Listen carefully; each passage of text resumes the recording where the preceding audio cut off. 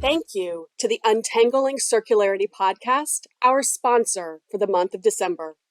The Untangling Circularity podcast tackled unanswered circularity economy questions by addressing these questions head on and bringing in experts. Co-hosts Cynthia Power and Laura Novich give shape to the answers. Hello, everyone. Welcome back to ESG Decoded. I'm your host, Kaitlyn Allen, and today we are welcoming back Nico van Aelstyn to the podcast. Nico is a partner at Sheppard Mullin. You may recall from our previous episode on decoding the new California climate legislation, and we're here to unpack another piece of that legislation, AB 1305. Nico, welcome back to the podcast. Thank you. It's a pleasure to be back. Yes, exactly. And for the first time welcoming to the podcast, we also have Derek Hsieh, who is ClimeCo's Chief Operating Officer and is also an expert practitioner in California's emissions reduction trading program, AB 32, as well as the voluntary carbon market.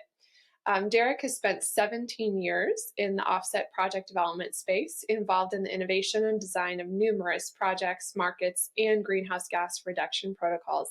Derek, welcome to the podcast. Thank you very much, Kaitlyn. Really glad to be here. And first, I just have to start with a question about the two of you. I understand that both of you have been working in the space about the same length of time. And so I'd love for you to comment on how you two know each other and how you originally met. Well, I'll take a first shot at it. I think Derek was a little bit more senior than me in the field, in that I had always wanted to be active in the climate space. But it wasn't until the adoption of AB 32 here in California that I had the opportunity to actually contribute in a meaningful way. And we then met at what was the very first kickoff meeting for implementation of AB 32 in Sacramento, held by the California Air Resources Board, ARB. And I asked a question there about would offsets be considered if they do indeed go forward with a market mechanism to achieve these emission reduction goals. And the question was kind of dismissed. And several people came up to me in the hallways, including Derek, to say, hey, what is this? Why are we just being dismissed? And it was out of that meetings there in the hallways that we collectively formed the Carbon Offset Providers Coalition, which then worked to advocate for the inclusion of carbon offsets in market mechanisms, first in California, where we were quite successful, and then in Washington, D.C. So I actually worked closely with Derek there for several years in that effort. Yeah, it's amazing to think back that far. I started my career with a startup at that time in State College, Pennsylvania called Environmental Credit Corp that we later merged into ClimeCo in 2015. And Nico was one of the very first practitioners in the space that I got to know. And 16, 17 years later, incredible. I did have gray hair then too, so. I don't think I did, but I do now. No, I don't think you did. Awesome, guys. Well, we're so grateful that you're taking the time as two longtime experts in this field to discuss this topic, because it really is incredibly impactful. So let's just start with, what is it? So AB 1305, it's part of the latest slew of California climate-related laws. What's the intent? What is it, and what's the intent? Let's start with you, Nico. Sure. AB 1305 really kind of flew under the radar because it went through the legislature as a consumer protection bill, not as a climate bill. And indeed, that really is what it is.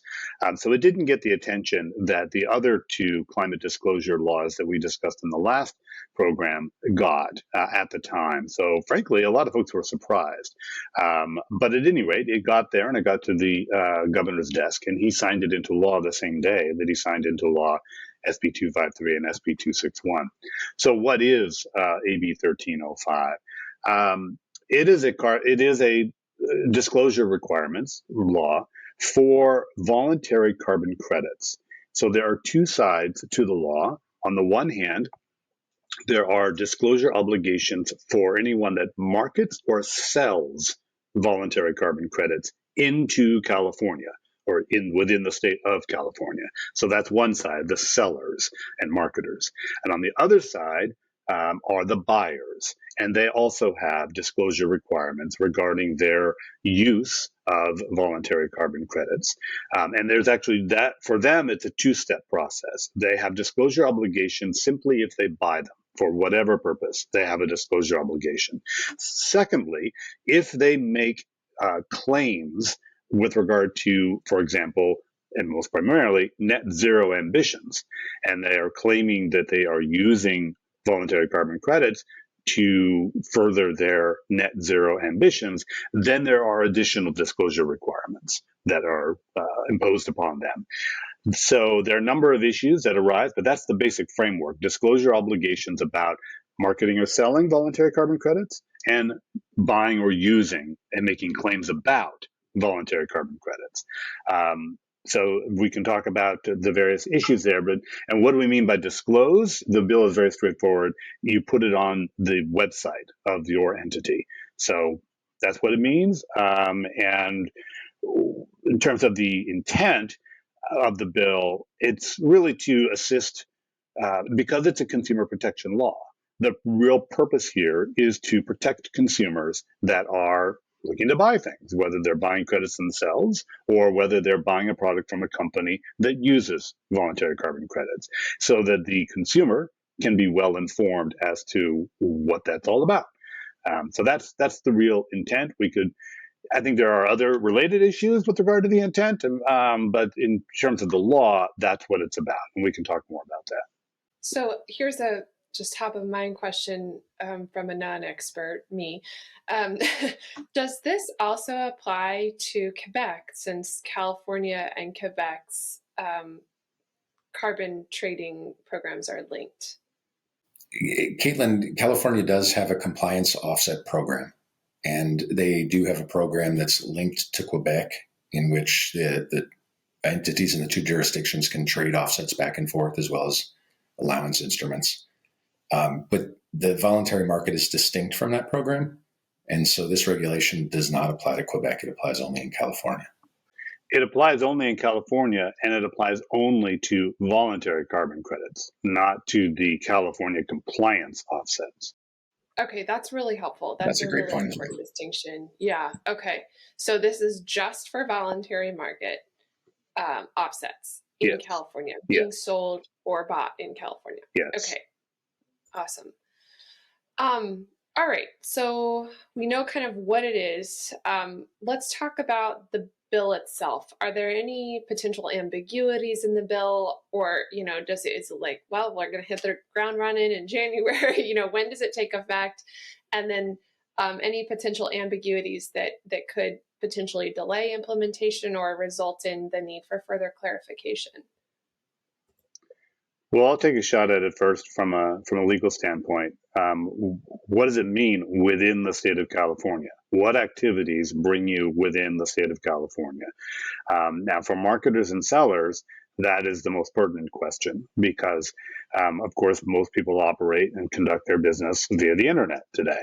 So as a general matter, and I've conferred with our consumer protection experts on this, the test is taken, the first and foremost point that one has to understand, because consumer protection law is rather nuanced and is very fact specific. You have to look at the particular facts that would be in a particular case. But the standpoint, the standard is, what does the consumer believe? What does the consumer reasonably believe? So in law school, we learned about the reasonable man perspective. Of course, when I went to law school, that's what it was reasonable man. But nowadays, it's what does the reasonable consumer, what would a reasonable consumer understand in terms of whether this is available? So a company in Pennsylvania puts a credit on the internet. It's available. You can buy it. So it's accessible. At a first level, that would be sufficient to say you're within the state of California. You're operating within the state of California. Although maybe not, because, what if you're just random, somebody really had to search the internet to find you? Is that really marketing in the state of California? So there are two issues that, again, are looked at by the courts in this situation. One is it accessible? And that's pretty easy because most things on the internet are accessible. But on the other were there targeted ads? Was there a targeted effort to reach people in California? If you have that second factor as well, then you're definitely going to be considered to be operating within the state of California. So that's on the marketers and sellers side becomes a question. And frankly, it's a bit more of a nuanced and fact-specific question. For the buyers, are they operating in California? I mean, if you're a business that's operating only in Kentucky, this law does not apply to you. But if you are operating in California and you buy credits, it applies. Anything to add to that, Derek? No, I think that's a great issue to bring up. There is a lot of confusion around that issue. At ClimeCo, when we saw this bill, and I want to touch on your implementation date question too, Kaitlyn. So this bill becomes effective January 1st, 2024, which is a relatively short time frame for people to do these kinds of analyses and figure out how they're going to respond and comply. When we did this analysis at ClimeCo, we took a more global look and we said, well, do we want to spend a lot of time parsing whether a particular offering is in California or not? And we decided that we were going to publish the required data to comply with the California regulation globally. In effect, we're going to provide that for all of our projects across the spectrum and assist customers, assuming just as a matter of fact that the customer might be operating in the state of California. So it's a simplifying assumption for us, but it's a complicated kind of interpretation in the regulation. I believe there was potentially another issue around a requirement to provide data for someone to independently calculate the emissions reductions. That was one that you and I have talked about as potentially leading to ambiguities, or perhaps it's not strictly defined what that means. Would you comment on that too as well, Derek? Yeah, no, there's a couple of other little confusing pieces in here. This law is only 2.5 pages, and that's good on its face, but it means there's no room to provide any definitions of any terms. They introduced a lot of concepts in here that don't necessarily align with the way that typical market practitioners would describe things. Maybe Nico, you can comment on that too. But to me, there's a couple of terms that I would call undefined in our industry. And so, Kaitlyn, you touched on the idea of having to provide the ability for someone to independently calculate and verify the emission reductions. And I'm going to focus a lot today on that. I think it's great that that the data will be transparent. I think transparency is critical in our industry. So I'm not pushing back on the idea of transparency at all, but how do I provide people the ability to independently calculate the emission reductions? The protocols are all public, so the formulas are public. But how do I get them the right data at the right level to do that? And I have thousands and thousands and thousands of pages of minute-by-minute monitoring data in several columns for some of our avoidance projects. We can't practically provide all of that data, and it wouldn't be terribly useful in that sort of unscrubbed version. So how do we come up with reasonable summary data in order to provide people some certainty that the calculations have been done correctly? That's kind of our effort right now. I'd say there's another kind of confusing issue. The bill does define a concept called durability, but I don't really like the definition. And so it asked me to comment on the durability of our project. I think what they're getting toward is a question of permanence or reversal risk, the words that we would use in our industry. But durability as it's defined is a little bit confusing to me, to be honest. So we're going to answer that question by saying whether a project is an avoidance project or a removals project. And generally for avoidance projects, those are, they're not reversible, they're permanent because the emission reduction occurs at the time the activity occurs. For example, the destruction of ODS, ozone depleting substances, is instantaneous, or the destruction of N2O or of methane at a landfill gas site. Those things are instantaneous and not reversible. So I guess we'll call them, check mark, yes, it's durable. But some of the other project types where you have nature-based removals, I think that some developers and projects are going to struggle with figuring out what that durability definition means they have to provide. I couldn't agree more. I think that the term is very ambiguous and it's very problematic. Here's the thing, because as Derek pointed out, there are a few definitions set forth here, but this is a very short bill. And a lot of folks have said, well, isn't ARB going to develop regulations to implement it, as with SB 253 and SB 261? And the answer is no. This law is freestanding on its own. So how are these ambiguous terms going to be given meaning? Well, as it is with any other statute and in our common law system, it will be given meaning on a case-by-case basis. And when I say case-by-case, I mean lawsuit by lawsuit basis.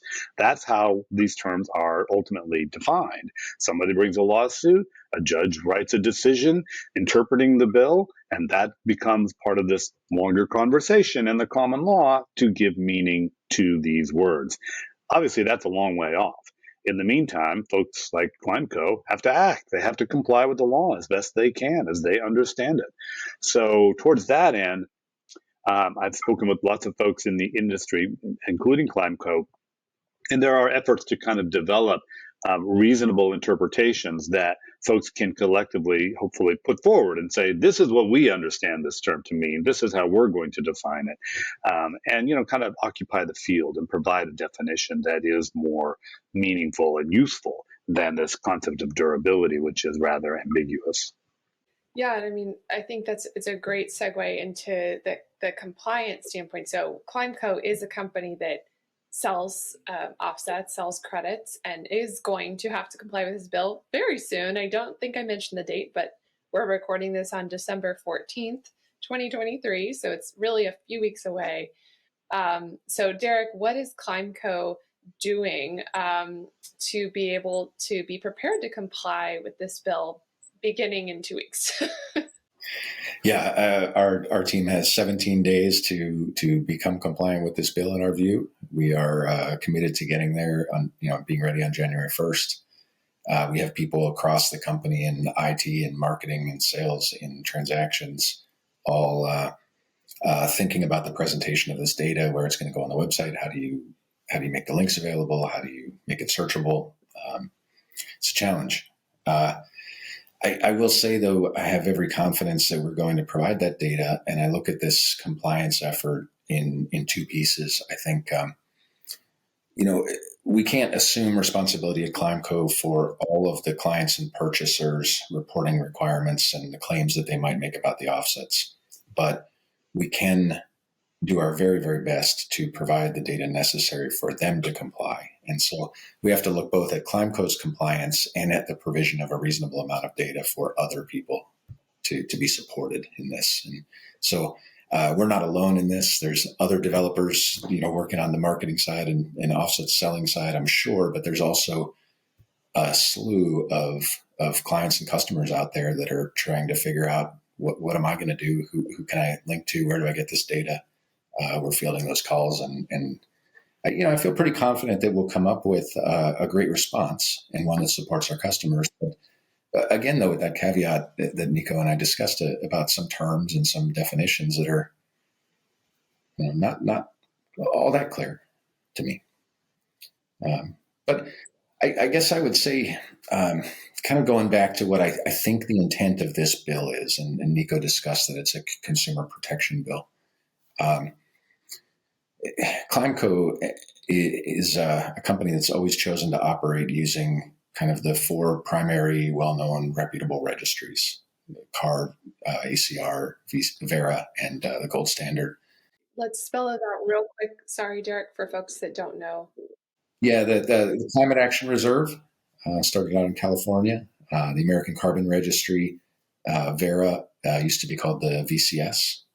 It's now called Vera. And the Gold Standard. And these four registries have been around a long time, some of them as long or longer than I've been in the industry. And they provide some things as givens that I think the bill kind of questions whether the industry is providing. The bill asks for kind of whether this project is independently third-party verified. Well, that's a given at all of those registries. Is there a public protocol that the project relies on? Well, that's a given at these registries. Has that protocol been the subject of an open, stakeholder-driven development process that was available for public comment? Yes, in all cases. So I guess ClimeCo's reliance on those primary registries and those kind of high-quality project types, I think, makes me more comfortable. I have seen there are companies that are marketing project reductions for sale right now, and I won't name names, but I've seen them and I've wondered about this a little bit. They're marketing projects that either aren't registered with a credible registry, or in fact the emission reductions might not have yet occurred. They might be prospective, and so there's nothing wrong with supporting a great prospective project, but to me, it strikes me a little bit more as a GoFundMe campaign, and it certainly doesn't fall within the definition of an actual carbon offset, and it's not something that a company should use to make a carbon neutral or net zero claim for this current year or for past years, because it hasn't occurred yet. So I think the bill is going to drive some transparency. I'm not sure that buyers were readily able to identify the difference between credible offset credits at a third-party registry that are serialized and have been accomplished versus other things that might have been on the market. So I guess we welcome this, and it's good to have that transparency and good to get the right information to buyers. But those things have always been important to us. It sounds like you think this will clear the market of some of the, I hate to call it the junk, but there is some junk out there. It sounds like with the GoFundMe example, right? I'm hearing that this should actually help bring some, clear out some of that, and also empower consumers to better understand what a quality carbon offset is, what it means, and be able to access that information. I think that's exactly right. I just came back from Dubai, where I was there for COP28, and while there at COP28, 6 of the major registries, the 4 that Derek mentioned, as well as 2 others, ART, the Architecture for Red Plus Transactions, and the Global Carbon Council, collectively made an announcement that they are going to work to essentially ensure that their standards and protocols, that there's a certain amount of functionality, that they're not uniform, but that they work together, and that they are in sync with the ICVCM, the Integrity Council for the Voluntary Carbon Market.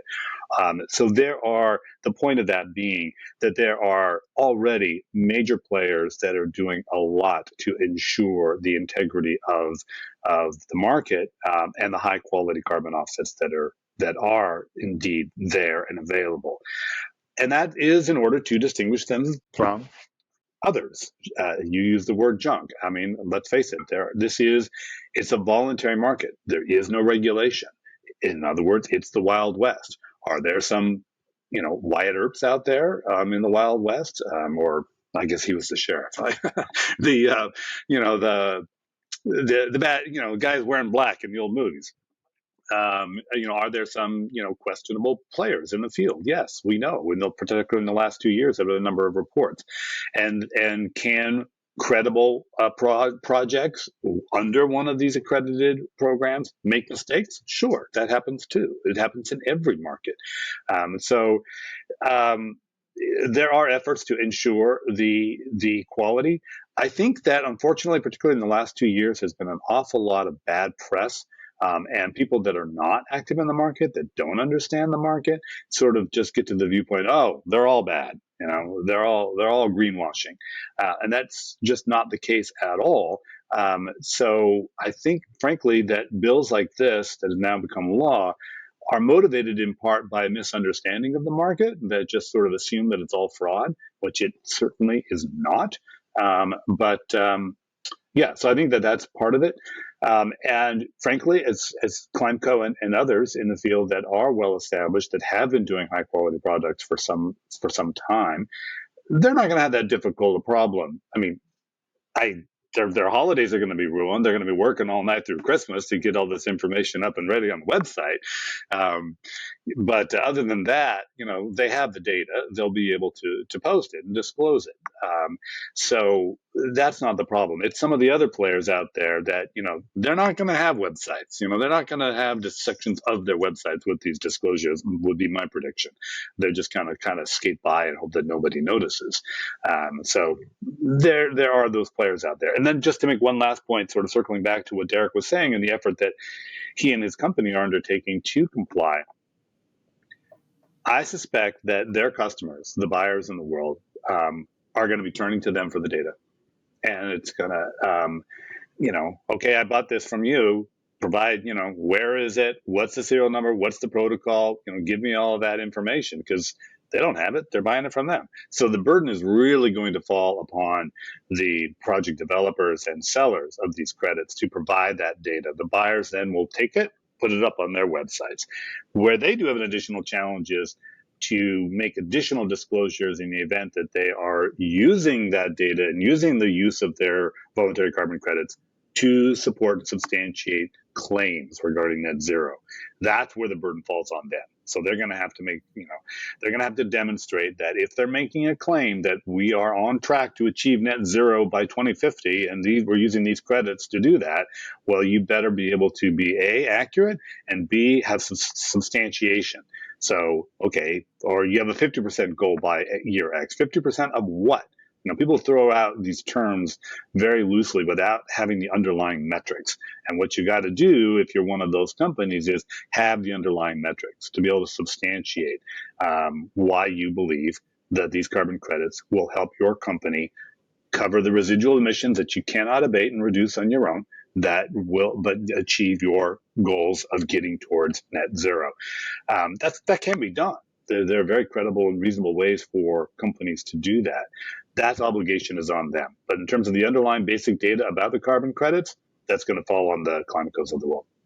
Nico, I'd be curious to get your thoughts on something I've been thinking, which is it seems like globally there's been two different sort of regulatory responses proposed to the negative press that you mentioned about the offset market. And one stream of that has been something like in the EU, where we're seeing a proposal among the EU states to basically just ban claims like net zero and carbon neutral as marketing claims. And then you have in California going a very different way. And I guess despite the difficulty and the loss of our holiday to comply with this, and despite some ambiguity, I actually really applaud California's response, which is, let's not throw the baby out with the bathwater. Let's make the disclosures more transparent and clear, and put some responsibility and accountability on the parties providing the offsets and the parties making the claims. So I like this approach because it's to me so much better than the alternative. But I'm curious, I don't know if you have any thoughts on kind of the two different ways that people seem to be hitting. I agree with you. Actually, I spoke on a panel in Dubai, and that's a point that I made. And a lot of folks in the industry, frankly, because they were surprised by AB 1305, reacted negatively at first. But I actually see it as an opportunity. It's an opportunity for the market to be able to, as you say, to demonstrate the integrity of our products, and then demonstrate the integrity of the market, which is, I would say, in my own experience, the majority of the market. I mean, I have run into some really bad actors out there, but not many, very few. So it's an opportunity to be able to clear away a lot of the bad press and occupy the field and demonstrate that there is indeed integrity for a lot of these products and projects. And frankly, I think they're critically important. To address the climate crisis, we need to drive capital to the front lines of the climate crisis, which in many instances is in the developing world. And they don't have the ability to, the alternative to the voluntary carbon market and driving capital to these areas is not, well, they're going to have a compliance program. Well, no, these countries don't have the ability to order businesses to stop emitting in their countries, et cetera. So this is filling a void. The voluntary carbon market is filling a void in the near term prior to getting some kind of international compliance program. That's not happening anytime soon. The Article 6 negotiations failed in Dubai, so we're not going to have that anytime soon. So in the meantime, the voluntary carbon market is serving a critical function of driving capital to where it's needed to address the climate crisis. And it's doing so, for the most part, in a very high integrity manner. And we just, bills like this give us the opportunity to demonstrate that to the world. And just to close, Derek, with your point that some folks just want to just shut it all down and just say no to it all. And that's just, it's not in keeping with our country's value of free speech and free markets, in the sense that, folks ought to be able to operate, and if provided with the adequate information, folks can make reasonable and informed decisions. Yeah, I agree with you. I think at the outset, everyone was quite afraid of this bill, surprised by it, not sure what to make of it. But as I looked over it and I saw in quotes a definition for a voluntary carbon offset in a California regulation, as I reflect on that, I think that's a great thing. I think they've now established what the definition of that is, what it needs to be. As much as I might complain about the ambiguity of the drafting, the bill, in some sense, legitimizes the sale and marketing of voluntary carbon offsets and the use of them to make environmental claims, and that's kind of a big deal. I hate to get back into the weeds, but if really quickly, I did want to ask about implementation timeframes. So, like we mentioned, it's December 14th. This goes into effect. Derek's not going to be spending much time on Christmas Day with his family. So is there any chance that implementation could get delayed? I know Derek mentioned a letter of legislative intent, or do we expect that this is going forward full force?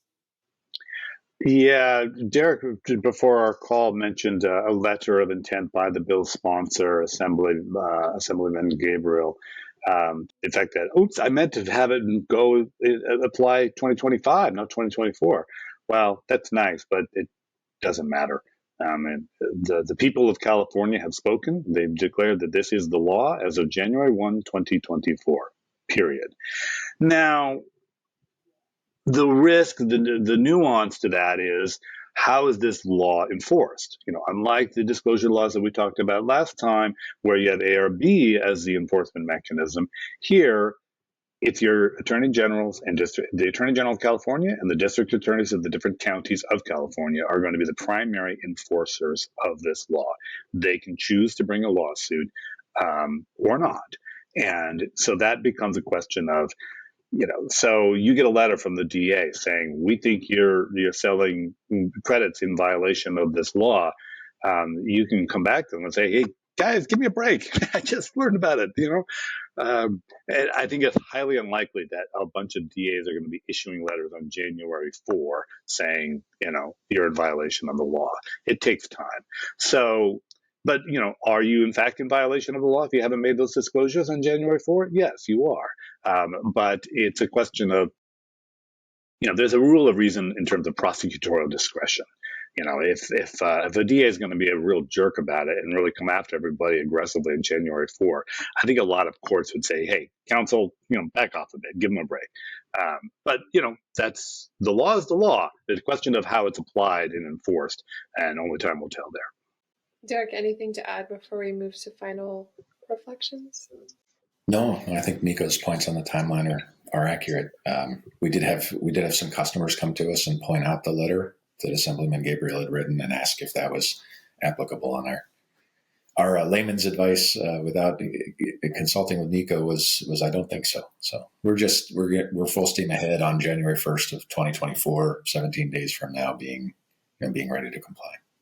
Okay, well, to wrap up, both of you've been working in this space as long as it's existed in the United States, I think. Perhaps there were other... there were a few earlier, but yeah, there was. In the U.S.? Yeah. I didn't know. Okay. Well, never mind. You've both been working on this for 17 years. And I would love to hear, and I know our audience would love to hear your career reflections to this point. I mean, I imagine markets, these markets, carbon markets, have changed a lot since you began. But I don't know if that's true or not. I was just laughing with Nico earlier. As he said, when we first met, we were getting together the Carbon Offset Providers Coalition. And one of the things that I thought was a victory early in my career was in 2008, the passage of the Waxman-Markey bill in the U.S. House of Representatives. And it was a bill that we had a tiny part in advocating for and helping with some small sections of it. And that was amazing. What an opportunity for a young person like me at that time to be involved in that. I remember our whole staff at Environmental Credit Corp popping champagne and saying how great it was that it had passed the House. We watched the vote on C-SPAN, as one did then. And to my knowledge, that bill is probably sitting at the bottom of Mitch McConnell's desk in a much larger pile of papers. It's never been taken up. And so I was just joking with Nico that as much as people might say to me, hey, a lot must have changed in 17 years. Wow, you must have seen a lot. I think sometimes, no, not so much. We're still fighting the same battles. We're still talking about the credibility of the voluntary offset market. We're still talking about the failure of COP28 to come to an agreement about carbon trading rules in Article 6.2 and 6.4. We're still talking about a United States government that has, very limited and very targeted climate change legislation, but nothing that's sort of comprehensive. And so have things changed? Yes and no. I don't know. What do you think, Nico? Well, I agree. The core issues, we're still fighting that discussing. Additionality is still as much an issue today as it was 17 years ago. And the integrity battles. I remember, 2009, 10, 11, there was a huge flood. Then everybody was talking about buying indulgences. Fortunately, that language has fallen by the wayside. But there's a lot of these battles look the same. A lot of the core issues are, frankly, much the same. There are a lot of details that have changed. And I would say the influence of technology has been huge, particularly with regard to MRV, monitoring, reporting, and verification. The technologies have really advanced tremendously to make that it's added a lot of credibility to the projects that are able to use those improved technologies to demonstrate the carbon reductions and removals. And then similarly in the marketplace, with fintech, financial technology having taken off, you have entities using blockchain and the like. So, but those really are just ways of delivering the products, as it were. The actual, the core issue. And to return to Derek's main point of how we're addressing the climate crisis in what is largely a vacuum at the federal level in the United States. I mean, we have the Inflation Reduction Act, which has been tremendous, and we're doing a lot of great work. And finally, the government is getting a bit more serious about addressing the climate crisis. But by and large, we are working. The voluntary carbon market has arisen precisely because the governments aren't doing it. So, and folks care. Folks care about having a planet for our children and grandchildren. So, we're stepping into the void and doing the best we can. Really well said. Well said. Well said. Any other closing thoughts? No, it's just an honor to be on chatting with Derek again. Yeah, I enjoyed it as well, Nico. Thank you so much for the opportunity. I appreciate it. Thanks for taking the time. Thank you both. Thanks again to this month's sponsor, the Untangling Circularity Podcast. Listen to new episodes at multivolte.com/podcast.